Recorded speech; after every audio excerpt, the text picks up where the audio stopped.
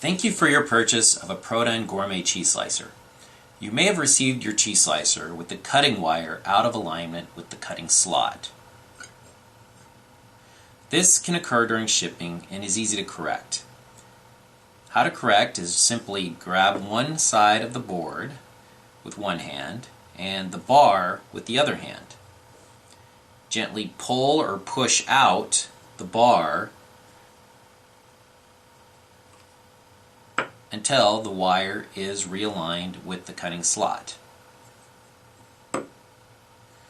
You may have to pull out a little bit more in order to get the wire aligned again with that slot. Do not use too much force of pulling the bar out, as you may pull the bar completely out of the board. Just work the bar in or out a little bit, then that will suffice. You can also use this method anytime should the cutting wire come out of alignment with the cutting slot. Your gourmet cheese slicer is now ready to use.